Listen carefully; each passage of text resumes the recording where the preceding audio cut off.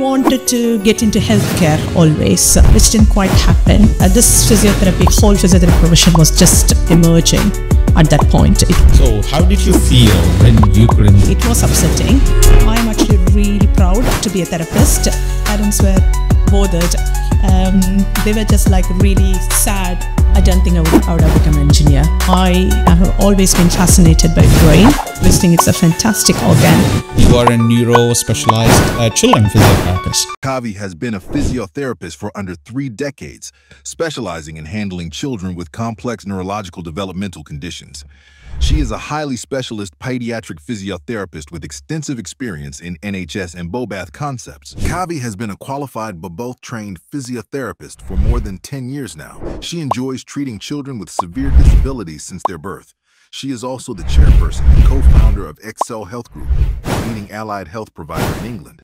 This child has came to me with very little or no head control, trunk control.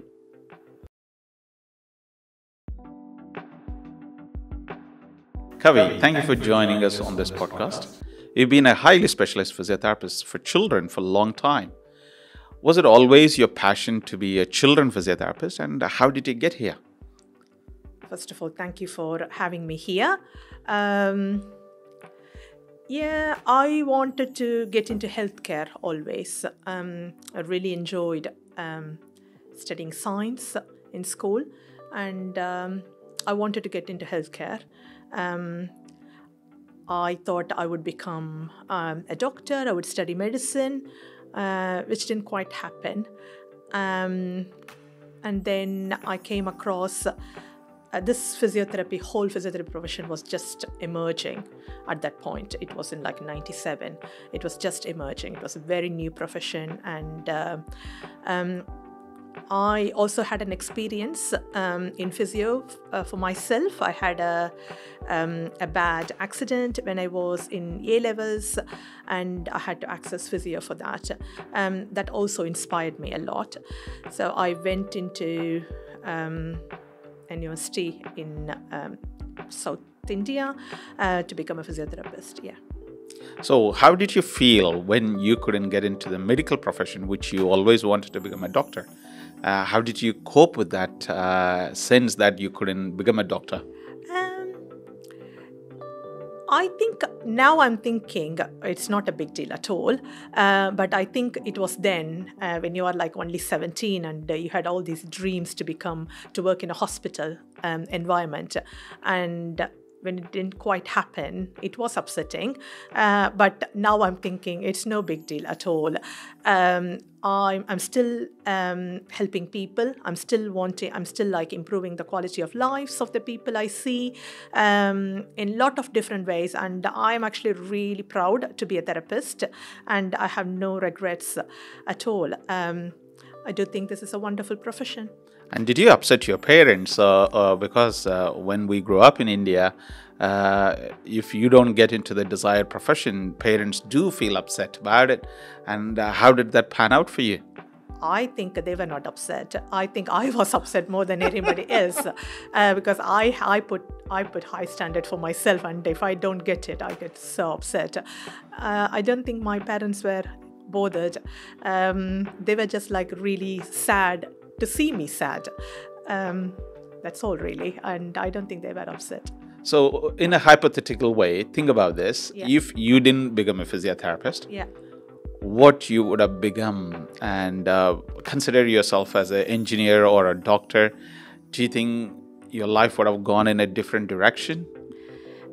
I don't think I would have become an engineer. I didn't have any interest in physics or anything like that. I didn't think I did very well in physics. I was so good in biology and so maths. So these were my favorite subjects. So I think I would have done something in neuro field. I have always been fascinated by brain and how it functions, and I always think it's a fantastic organ. And I think I would have done something to do with neuro in healthcare, like whether it is it is, I don't know if it's to do with the neurology background or neuroscience, something like that. But I would have chosen neuro. But we both are completely opposite. My brain works as an engineer brain works. I was so keen to get into the engineering university, even though I had a seat reserved for me through the universities. Then I became a physiotherapist, but you wouldn't have gone into university. But maybe that is the reason I end up as a musculoskeletal physiotherapist. You are fascinated by brain and neuro subject.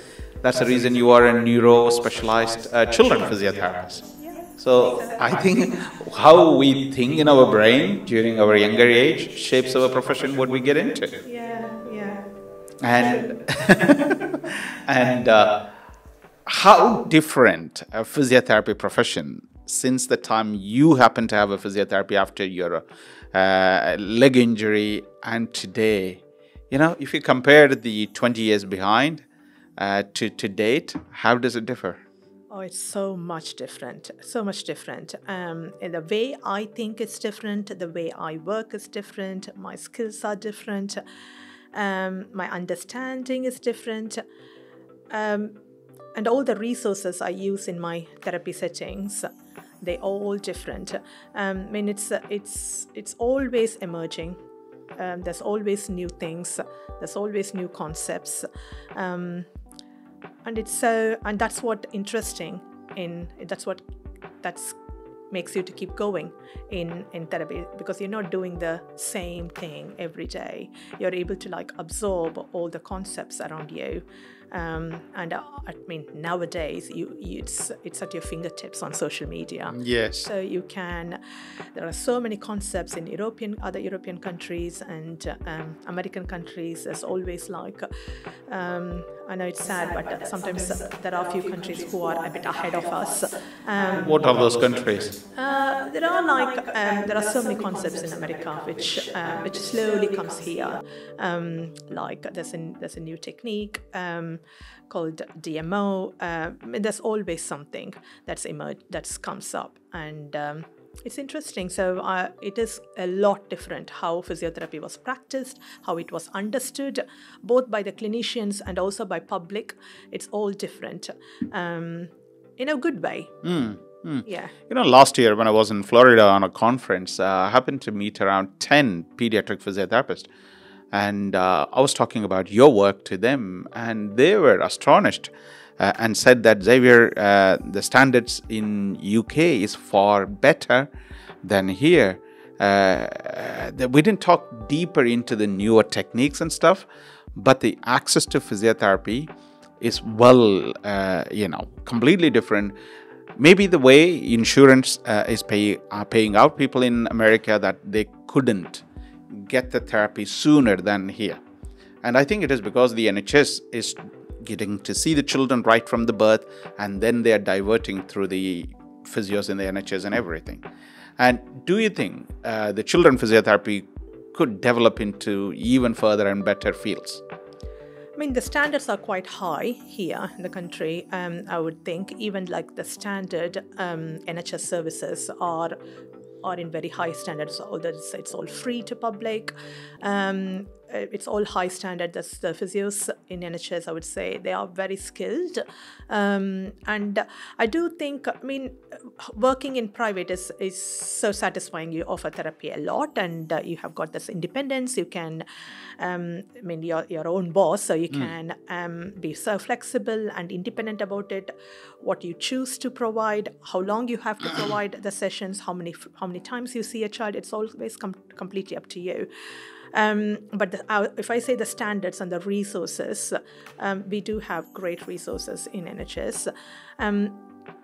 And it's great that we are able to, as physios, we are able to prescribe medicines here, we are able to do injections, which is not possible there are many other countries, definitely. So they don't have the same luxury and privilege like us. So I'm in a position if I see a child with complex needs, and if a neurocomplex child, and if I think, oh, this child benefit by medication, I was able to, when I worked in NHS, I was able to prescribe it. I'm still a prescriber, but haven't gone to that in private yet. So you had that privilege, you had that extra skill, you had that extended scope to be able to do that. I do think the standards are pretty high in our country.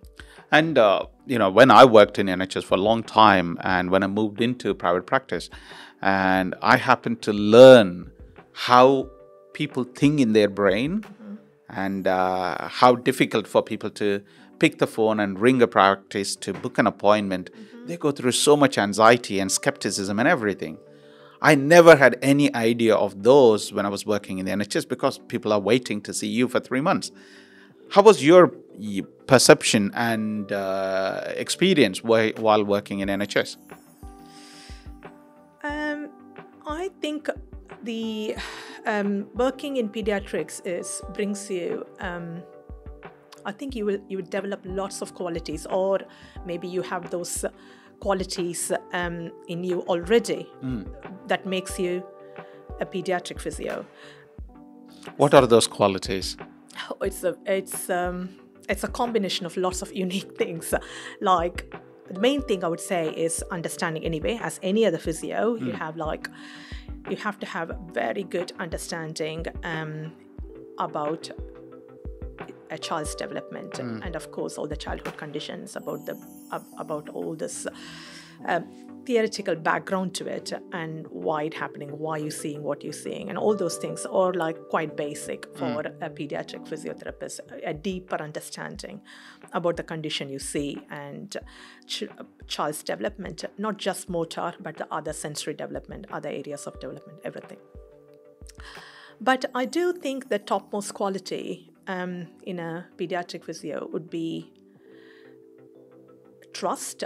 So it's not just from the parents, it's not just from the school you work with or the caregivers. I think basically you want the child to trust you, whether it is a 6-month-old baby or it is an 18-year-old child. They need to trust you.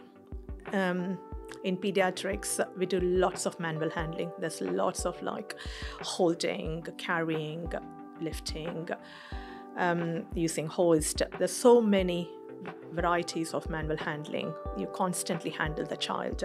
It's a complete hands-on approach. So the child has to really trust you. If the child and feel relaxed. Yeah. So if the child doesn't have the trust in you, if the parents or the child doesn't feel that you are knowledgeable, you know what you're doing, and be confident in your communication, it's really hard to get that connection.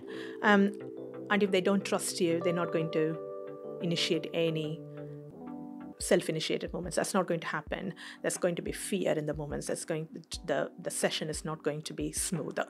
So it's important to have that trust with the child, with the family, and with the extended families, caregivers, and everybody. Really? Yeah.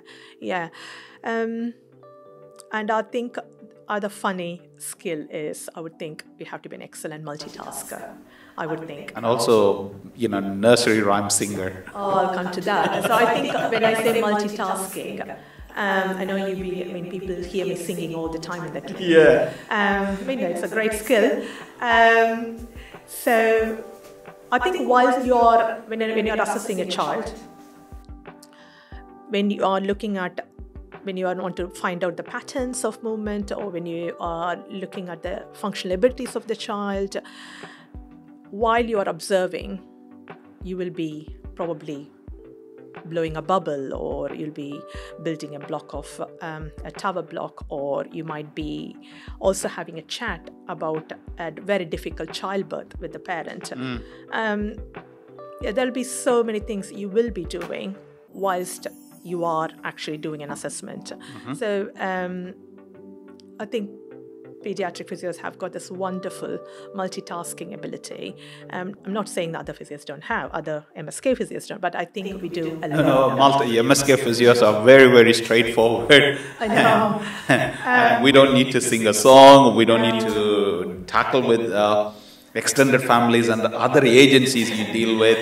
I mean, singing songs is not mandatory. It's not that it's not a prerequisite, but it just helps Because that's the language children understand. make the setting a bit informal, a bit silly, and But when I mentioned that, it's also important to be quite insightful. Being a private pediatric physio, the reason is, you need to be silly. You cannot be silly all the time. You need to know, you need to be so insightful about the emotions in the room, about the behavior in the room, and find the right time to be silly, animated, and so in a very playful way and enthusiastic about something. And at the same time, you have to find the cues when you have to be calm, gentle, and really be patient in the room, and show empathy. So I think being insightful is another important skill. My experience of working with children goes back to 22 years or 25 years. During university times, I happened to treat a 8-year-old child, I think 8 or 6-year-old child. And all I knew, pediatric physio means stretching the calf muscles, stretching the hamstrings, tackling the spasticity, nothing else. Oh, we moved on from there. We moved on from there a lot. But now we're a million times away from the level. And do you think all these skills you learned as you go along, or you felt these were taught during your university time itself? I think I had a very good education. So I had a very good theoretical background, because we do the syllabus covers anatomy a lot, and also like neuroanatomy and physiology so much in the physiotherapy degree. I'm not sure how much it is here, but wherever I studied, it was intense. Neuroanatomy, neurophysiology. I mean, that's where my love started. Like about the brain and the functions of the brain. I think that has put the basement for everything. I mean, without having that knowledge, I think it's hard to build up on skills if you don't have the theoretical knowledge. And the skills come in as you develop. So you have the basic skills about exercise therapy, and the culture of therapy is different in different countries. So when I came to this country, I learned so much. I mean, I'm always grateful to my seniors who taught me so much. I think I owe everything back to them. I had a wonderful senior called Carrie Morris, and she was my immediate senior when I started. And I think we all work differently, and I think we work because we think alike, and our way of approach was similar. We straight away gelled, and I was so much inspired by her, and I've learned so much from her. And experience helps. So by watching, observing, and treating together, doing lots of joint working, that always helps. And then you go on different training programs, courses, and then you get new ideas, you network with people. Yeah, you develop the skills as you go along. But the knowledge, what you have or gain during your actual undergraduate program, it's vital. It's really important. So how was your experience, or how this Bobat course, which you went in London, changed your practice? A lot. I'm a big fan of that. So I understand brain a lot, the patterns of movement and the facilitations. So how hands-on and hands-off approach. I think it's the basic foundation of my therapy. So every pediatric physio will have their favorite concept, I'm sure. Yes. But I think this is my favorite. I believe in it. It works every time, and that's my concept. But it's not just one concept. There are other concepts you cannot like.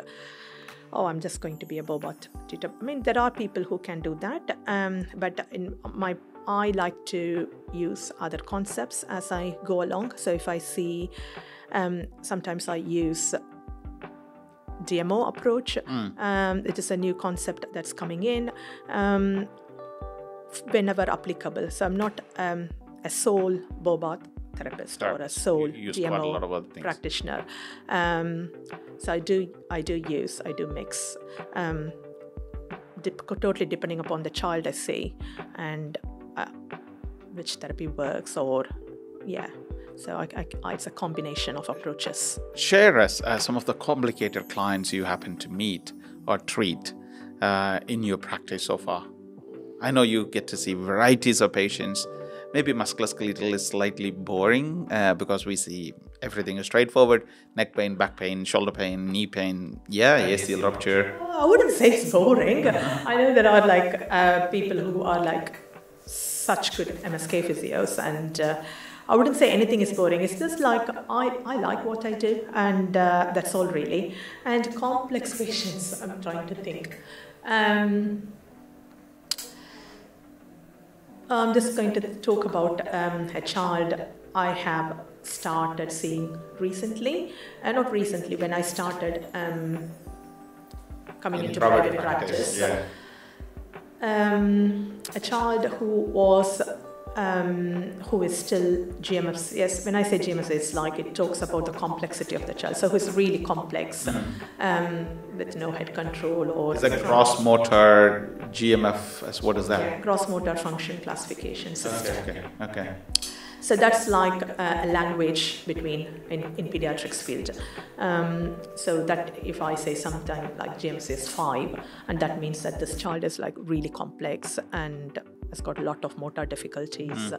Whereas if I say it's 1, and it means that it's much able child. Okay. Yeah, so it's just an easy talking language for clinicians in pediatrics. So this child has came to me with very little or no head control, trunk control, control in any of the limb movements, with a very rare, complex genetic condition. It's not just motor; it has got neuro issues, but in the background there are feeding issues, sensory issues, sleep issues. A difficult child to hold or to carry, to play with, or it's really complex. So this young mom, supported by an extended family, they just wanted to know what I can do for this child. I know it's all fun when you have a child who's interactive, and you can have a really nice, lively session, and it's fun. And sometimes you cannot have that in children with very complex needs. The interaction is minimum, and you find various ways to find which works, what sort of communication works. Even the slightest, like moving eyes or just blinking, that's an interaction we are looking for. That level of complexity. Yeah. And then it's like, oh, wow, that's more, or the child is asking for more just by blinking the eye or turning the face to one side, or it's just looking for very subtle moments.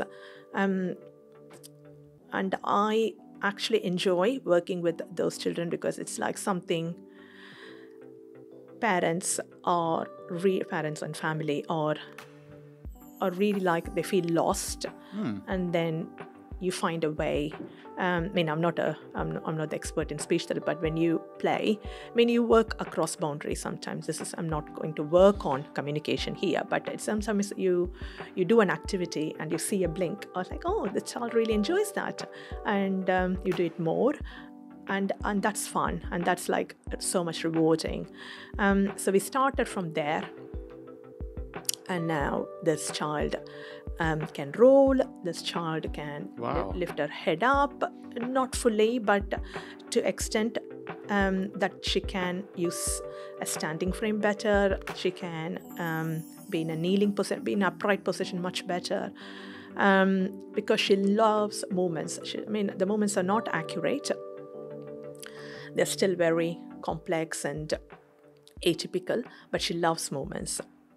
So thought we'll try her in a walker for enjoyment. It's not for functional walking from, I'm going to walk from here using the walker to a living room, or to see my mom, I'm just going to take steps. It's not for that. It might happen, and we will possibly work towards that.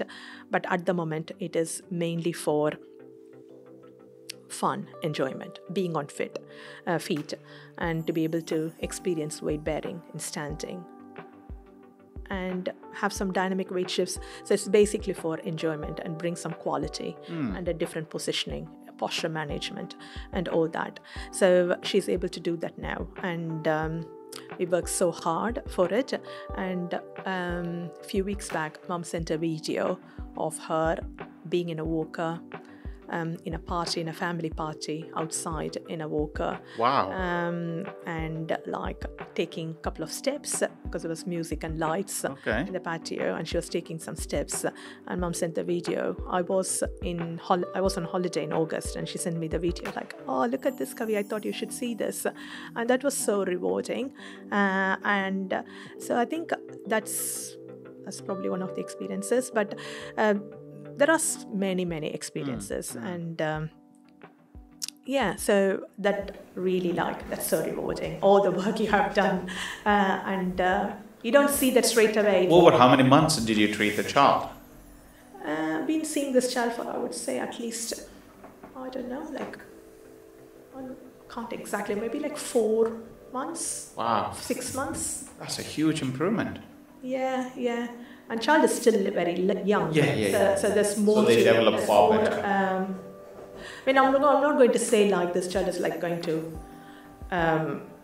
It's walk independently. I don't think that's a realistic aim. That's not a realistic aim, and everyone knows that. But these small achievements are actually really big, both for me, for the child, for the family. They are huge. So if a parent who's listening to this podcast while they are running or jogging, or even watching it at home, if they see some milestone delays or development problems with their children or their child, what should they do? Because I do think some parents will wait and see, oh, she got just a couple of months delayed, or he's a couple of months delayed here. What should they do? I don't think we need to be alarmed about every single thing, because there's no strict, it's not, children don't develop by books. There's a huge range in children's milestones development. So if a child is not sitting up at 6 months, not a problem at all. As long as the child is in the right track and doing things, being active and developing in all areas, it's okay. But it's important to be active. It's important to have floor time. It's important to be not to be in an equipment all the time. When I say equipment, it's a buggy or a box or anything like that. So it's the floor time is key. It's really important. So the parent should be on the floor playing with them and let them crawl and things. Have fun and just being on the floor. And there's a big campaign about tummy time, and always we talk about health visitors talk about tummy time all the time. And just floor time, really, having a lot of floor time, and that's a key. But if you are concerned, parents they know the best, they know about their children really well. So if they think there is okay, this is I don't think this is quite right, and they can speak to a health visitor or a GP, and private practices are more accessible these days, even if there is the system to follow and there's a waiting list to see somebody up in the hospital or NHS. There's always, they can self-refer. There are private practices available. They just can ask for an appointment. But the first line of contact would be their health visitor or their GP. Talk to somebody Yes, rather than waiting, hoping. Yeah, rather than waiting. If there is anything, if they are worried about. Is there a shortage of highly skilled physios either in NHS or in private practice? I'm thinking about the supply and demand. Do we have enough number of highly skilled physios to deal with the number of children we get to see? We can have more. Yeah, I would say recruitment has always been an issue. We don't have enough number of physios, pediatric physios. It's hard to find the physios who have got the right expertise. Yeah, so I would love to see many And students. train them more with you. Yeah, many students coming into the profession and having the passion to work with children, and we need more male physios as well in pediatrics. It'd be lovely to see male physios coming into pediatrics too. It's highly female dominated Industry. profession in pediatric physios.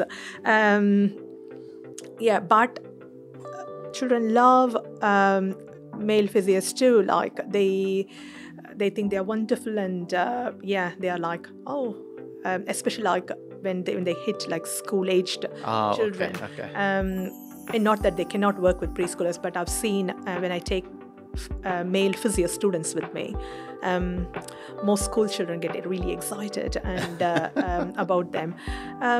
So we would love for people to come towards this pediatric. So if a physio, who's a qualified physio, set out to become a children physiotherapist or a pediatric physiotherapist, what are the 5 qualities you want them to develop before they take that path? I think passion is the most important thing. So having a real passion and having that empathy and understanding about these families who have gone through so much, and so that understanding is a key. Once you have that right attitude, and then you can develop skills after that.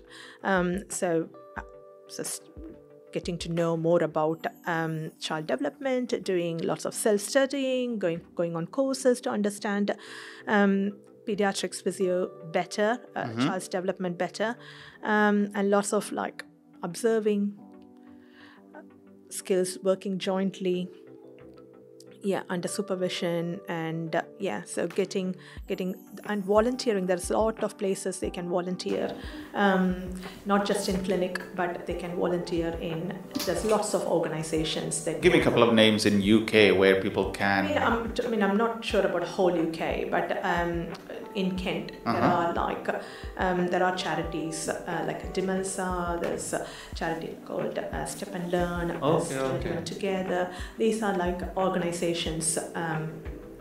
They are charitable organizations. They support children with lots of different things. They all are different, but we can volunteer. So they can learn it through that way. Yeah. So it's not going to necessarily learn the skills, but learn time with the children, understand the family, understand what they're going through, and the resources that are available for these families. It's like I'm always learning.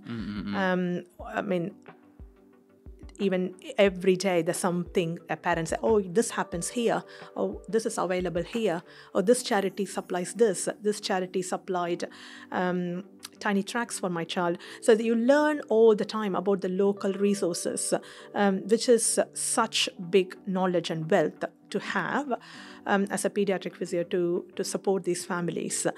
I think these type of volunteering will definitely improve your knowledge about your local knowledge, being resourceful, and to communicate better. I understand you recently developed a love towards hiking and going for long walks and running. Talk about that. How that keeps you in track with your work and work-life balance. That's hiking is like another thing I really enjoy. I'm slowly developing. I think I have fallen in love with hiking. It's something in hike you feel peace. So it's not about like I'm not a fast hiker. I don't have any limits. I don't do any challenges, like hiking challenges. I don't finish anything like in a day or anything like that. So I do just go in my own pace. It's just like enjoy the nature, and it feels nice to be at the top. And the bonus is it improves your fitness levels. It's great, and you get some time away from work and your from family. your family. Yeah, yeah. Absolutely. Time away. I mean, I hike with when I say time away from family, I do hike with a set of friends who have the same mindset like me. So it's just I'm just fortunate that I found a really nice group who I can go with and have fun, have a good laugh, and also hike. So let's ask you a couple of quick fire round questions. Okay. And this is whatever comes to your mind first. You should say that, okay? Okay. What's your favorite country to live? Oh, this is tough. Nothing comes to my mind, actually. I love the country I'm living in right now. I don't think I can be comfortable anywhere else except this place. It's weird I say this because I'm not British by background. I have become a British citizen. I've lived in India for 26 years before coming here. But I think this feels home now. Yes. And what's your favorite holiday destination? Also India. Really? Yeah, I love going to India and living in my childhood memories again, and roam around the streets I grew up, and that's my favorite spot. And I do like Interlaken in Switzerland. Interlaken, Switzerland, and beautiful place. And who's your favorite Hollywood actor? Oh, why are you asking all these things? I'm not thinking about it. I know very little, like Tom Cruise, as like old people. Tom Cruise is very old. Very old. I don't ask this. Maybe Tom Hanks. No, I'm not familiar with the recent ones. Movies, okay. Ask something properly. No, but this is a proper question, actually. Very good edited. I'm not answering that. Keep it rolling as it is. And what's your favorite food? Oh, I do like, I do like Indian food, but I do really like Greek food. I love Greek food. So, next one. So, this is a quick fire round. You should say just one thing, but you keep on explaining. Okay. Sorry. Would you love to have a poolside holiday or an adventurous holiday? Adventurous holiday. And what is your next target to climb? You have done Kilimanjaro. What's your next one? I would like to do Everest Base Camp. Why not the Everest? I don't think the peak itself. I've got the skills for that yet. But at the moment, I would like to go to Everest Base Camp. Do you like to read or listen? What books mean? Read. Yeah. And if you have to redo your entire life, what you would want to become? Like profession-wise? Yeah, profession-wise. I think I don't know, if you ask me now, because I have got no idea about other professions, I would still like to become something in neuro. Something in medical field? Especially neuro. Yeah. That's perfect. Okay. So I think you wouldn't change your mind in where you are and the way... That's nice to catch up with you, Kavi. Thank you. Thank you for joining us on this podcast. Thank you. And it is quite different to understand how medically, physiotherapy helps our children, which is slightly far away from the musculoskeletal world. Thank you. Thank you. Thanks for having me.